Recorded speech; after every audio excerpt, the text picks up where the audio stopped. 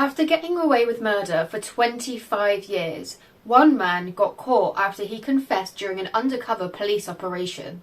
This is the case of Gary Allen. As always, I mean no disrespect to anyone named in this video or any of the families, and this is all public information that I have found on the internet. In the 1980s, in the UK city of Hull, unemployment was rife, as being a port city it was greatly affected by the UK's Cod Wars with Iceland. During this time, it became known as the injecting city of drugs, as heroin became common use. In 1983, at the age of 15, Samantha Class was placed into the care system and was assigned a social worker who took care of her day-to-day needs. Talking on meeting Samantha, her social worker, who wishes to remain anonymous, stated, "The 1980s were quite a different place for children in local authority care to the experience today. For a start, lots of children lived together in large homes. In Samantha's case, she lived together with 7 other teenage girls, with 2 other wings housing 8 younger boys, none over the age of 13, and another mixed group, including sometimes toddlers and even babies. Samantha would have been 15 at the time. She stood out for her apparent maturity, her pleasant nature, and good humour. In a place often resounded with screaming, shouting, and children fighting, she seemed to get on with everyone. She often sat in the corner, knitting or crocheting, while observing the surrounding circus." He goes on to say that she was maternal with the younger children, but also got on well with the older girls. He recalls that she would quite often disappear for days and sometimes weeks. Continuing on, he claims, "Sometimes she would go with her seemingly best friend, a very quiet, rather aloof girl. And most famously, they once ended up in London. Both were engaged in prostitution, even at the age of 15. In fact, it was why they were in care. They seemed to regard it as inevitable, the family business. Eventually, she always returned, of her own volition or on the arm of some police officer." All in all, though, looking back, it would be hard to deny that she was one of the more pleasant children in a hard system dealing with those society in general was busily turning its back on. Unfortunately, Samantha was also gripped by the city's drug problem and would use prostitution to fund her heroin habit. Throughout the years of her sex work, she became a mum of 3. By October 1977, they were aged 12, 4, and 1. She was struggling being a single mum, and even though she used her work to fund her habit, she also was using it as a way to save up to take her children on holiday. On Saturday, October 25th, 1997, Samantha left her children in the care of someone she trusted at the cul-de-sac she lived in at Firethorn close to the River Humber, so she could go out to work. Around midnight, she was approached by a man in his early to mid-20s who propositioned her for sex. She got into his car and they drove to a more private spot. Reports suggest that they parked up at the Boulevard Unit factory estate. This was the last time Samantha Class was seen alive again. Only 10 hours after getting into this man's car, Samantha's body was found by 3 schoolgirls who were walking along the banks of the River Humber. Her half-naked body had washed ashore near North Ferriby. She was partly submerged in the thick mud and half-naked. A shoe, her underwear and her tights were all missing. Police arrived promptly to examine the crime scene and take Samantha's body for a post-mortem. They found she had a total of 33 external injuries and the cause of death was strangulation with the use of a ligature. Samantha was found to also have internal bleeding, a damaged heart, spleen, liver, adrenal gland and kidneys. It was clear that she had sex with the attacker, but it was unclear whether this was before or during the attack. They could not determine whether it was consensual related to her sex work or sexual assault. The post-mortem revealed that her body had been stamped on by her attacker, and the tire mark on her right arm suggested she had been run over and then briefly dragged by a vehicle after her death.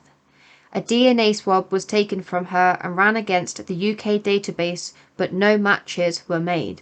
A few days after her body was found, her missing clothes were found downstream, covered in blood, which suggested that her attacker had removed and attempted to dispose of them.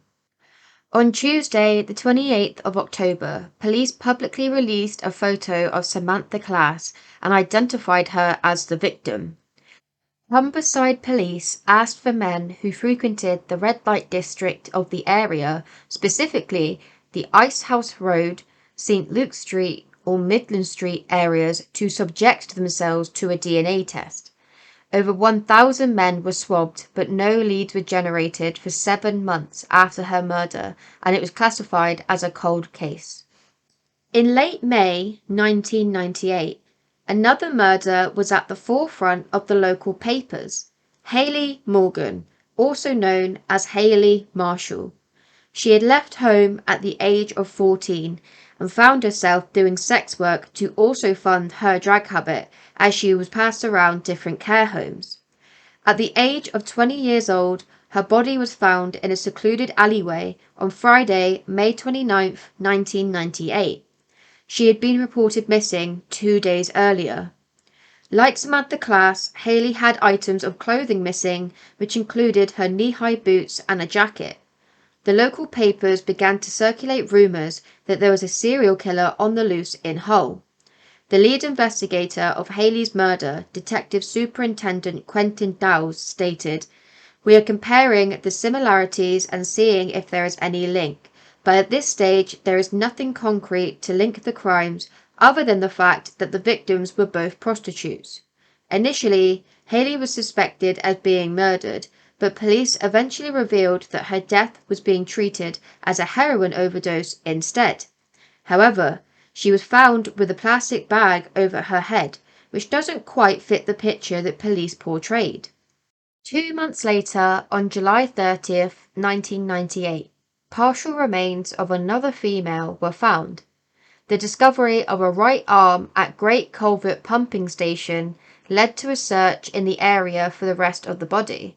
It didn't take long for another arm and a badly decomposing head to be found nearby. It was confirmed that they belonged to a 25-year-old female named Natalie Clubb. The rest of her body was never found. The discovery of her body reignited the paper story of a serial killer in Hull. The police released a statement indicating that there was no evidence to link the 3 deaths and that they were being investigated separately. In July 1998, police pulled over an intoxicated man who was driving his car erratically. Luckily, police managed to pull him over before he could harm anyone. He failed the breathalyzer test and was arrested for a DUI. Following protocol, a sample of his DNA was taken and placed on the national database. It was a match to the DNA that was found on Samantha Class. The man's name was Gary Arthur Allen, and he was born September 27, 1973, and at the time of his arrest, he lived on Coltman Street in Hull, only half a mile away from Samantha Class's home in Firethorn Close. At the age of 8 years old, he had been referred to a psychiatrist for his frequent violent temper tantrums. He spent his childhood tormenting his younger brother and sister, physically and mentally. He spent some time in Bernard House in Hull between the ages of 8 and 9 due to his behaviour. He was thought to have split personality disorder and regularly attacked the other children in the home, but then immediately calmed down afterwards. During his teenage years, he attacked his mother with a metal clothing pole. He throttled a girl and repeatedly struck her in the head while she lay defensively on the ground, and he assaulted the son of his foster carer at the time by attempting to strangle the 15-year-old. He enrolled for the army, and during his time recruited, the 19-year-old Gary Allen was reprimanded for criminal damage and theft while stationed in Germany. At the age of 21, he threw a TV out of a window because he was upset that the UK didn't win the Eurovision Song Contest, and then immediately after, he threatened one of his housemates with a knife. After the DNA match was confirmed, Gary Allen was formally charged with Samantha Class's murder in November 1998. The trial took place in early 2000 at Sheffield Crown Court. The jury heard how 2 days after Samantha's murder, on Monday the 27th of October 1997, Gary decided to go to a junkyard and had his car scrapped. He said he only did this because he was frightened he would get linked to Samantha after finding out she had been murdered because he had paid her for sex that same weekend, although police didn't publicly name Samantha as the victim until the Tuesday. After the 7-week trial, the jury only took a few hours to come back with a not guilty verdict which acquitted him of Samantha Class's murder. He decided to move 350 miles southwest of Hull to a city called Plymouth in Devon. He lived on Wyndham Lane near Victoria Park. In March 2000, only 6 weeks after being acquitted of murder, he approached another sex worker, propositioned her, and then grabbed her neck and attempted to sexually assault her, but was interrupted by a lorry driver who called the police and he fled the scene. He tried again in April 2000, but this time was caught by another third party. Both women reported the assaults to the police and he was charged with actual bodily harm and indecent assault. In December 2000, he was found guilty of all charges and was sentenced to 5 years and 6 months in prison. He was also handed an extended license period of 4 years and 6 months.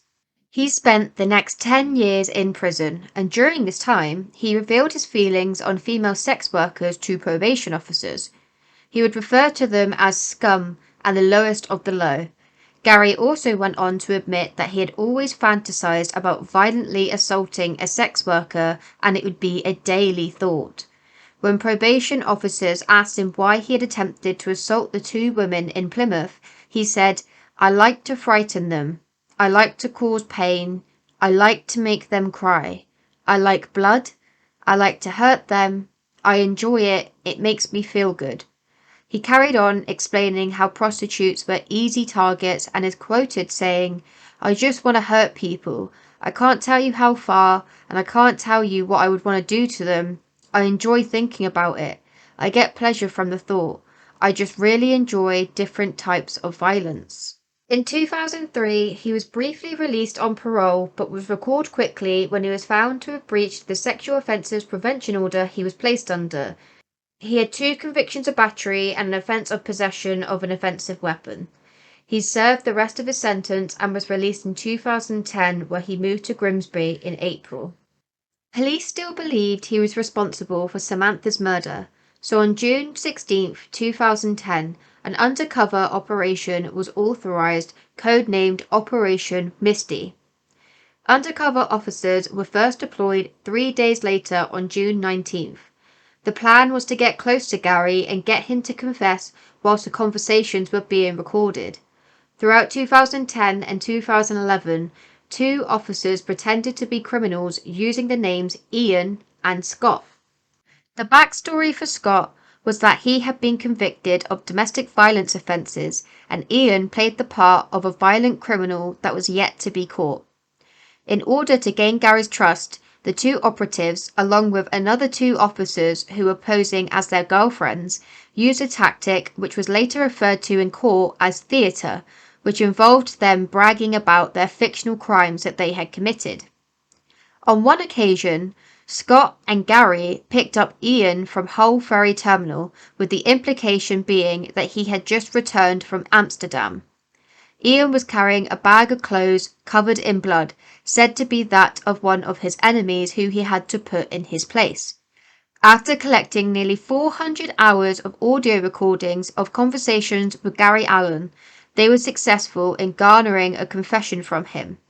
A crucial aspect of Gary's confession was that it was not prompted or asked for by the undercover operatives, and he did it through his own volition. And I had sex with this prostitute one night, and the condom split, and she said, "I want your name and I want your address, and your money and everything else. I'm going to tell the police you raped me." So I strangled her, and I dumped her in the Humber.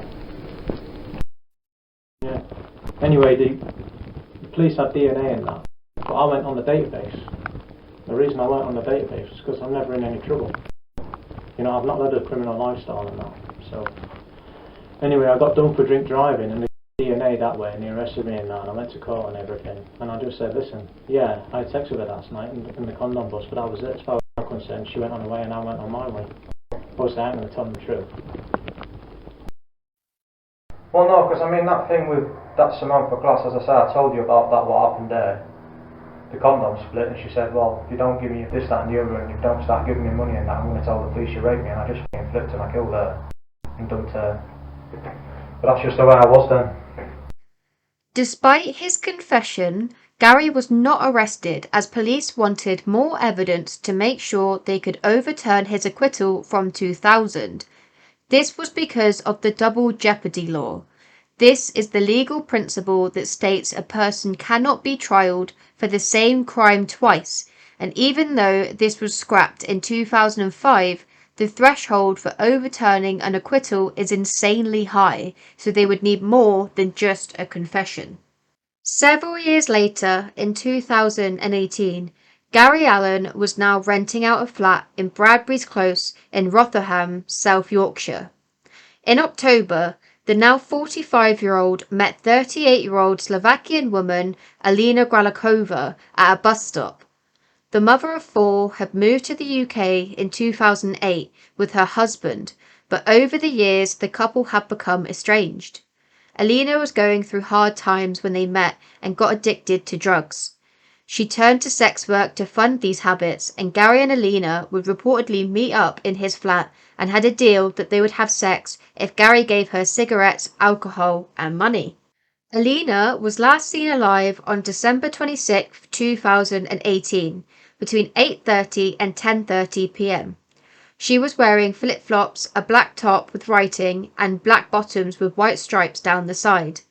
Her body was found 4 months later in early April 2019 in a dry stream at the back of the Fitzwilliam Arms Hotel in Parkgate, Rotherham. Her body was naked and badly decomposed. The initial post-mortem led to inconclusive results, but further tests provided the cause of death. Alena's neck had been compressed due to strangulation. Within 2 days of finding her body, police announced they had arrested a 45-year-old local man in suspicion of her murder, Gary Allen. Police used 6,000 hours worth of CCTV footage to trace Alena's movements the night she went missing. At 7 p.m. on Boxing Day 2018, she was spotted leaving the Travellers, which was a public house on Broad Street, only up the road from the hotel her body was found by.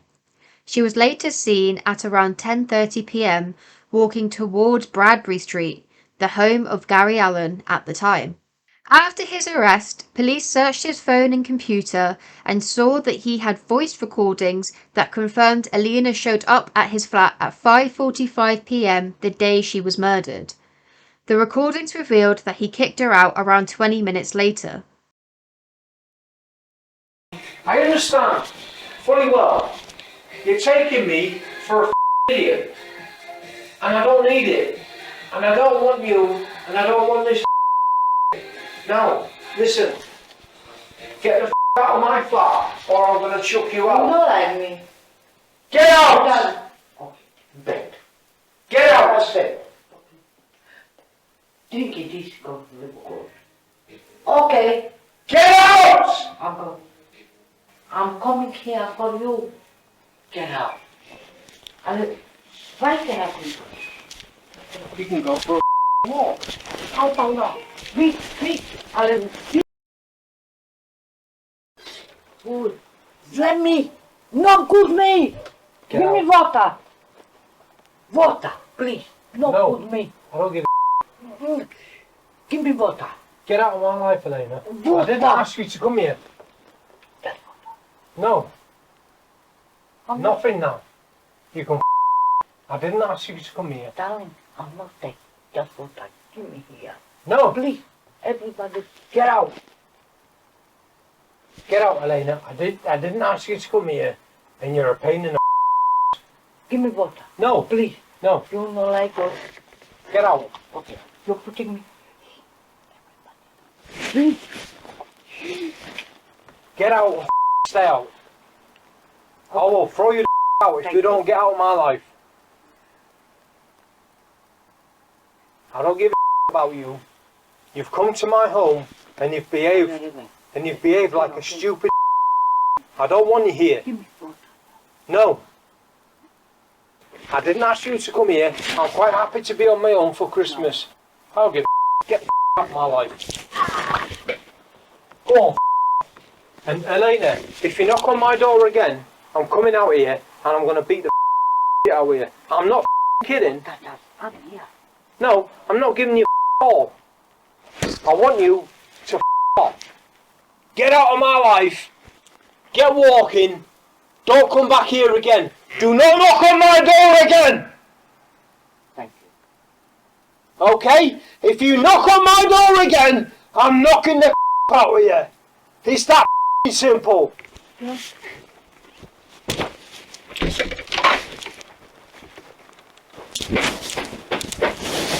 You have got to be kidding me after what I've just said. Okay?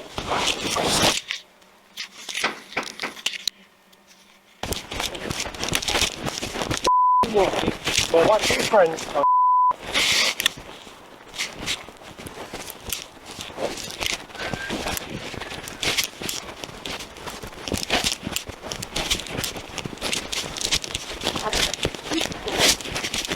Get over there! I don't want you here! I don't give a get walking! I'm not get the out! Go on! Get walking! Think I'm about! Get walking! I don't want to see you again!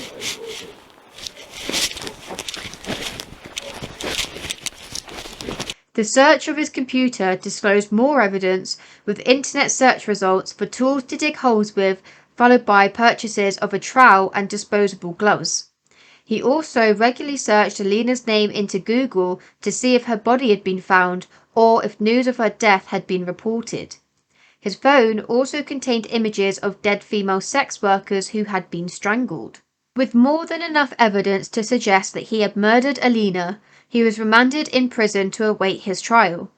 In the meantime, all the evidence from the undercover operation and new evidence regarding Alena was presented to the Court of Appeals, which resulted in the overturning of Gary Allen's acquittal for the murder of Samantha Class in 2000.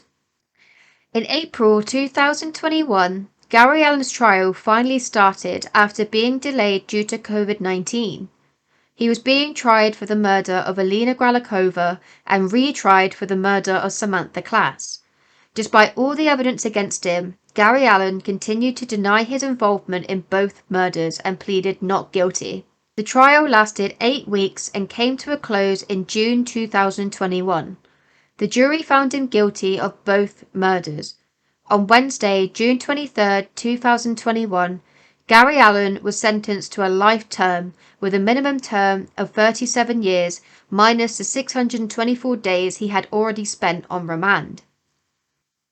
Since being incarcerated, Gary has attempted to appeal his convictions for both the murders but has been unsuccessful. He is still in HMP Wakefield today. So, how do you think he got away with Samantha Class's murder the first time? Let me know in the comments down below, along with any other cases that you would like me to look into. Also, follow the link in my description to support my channel and to read about this case.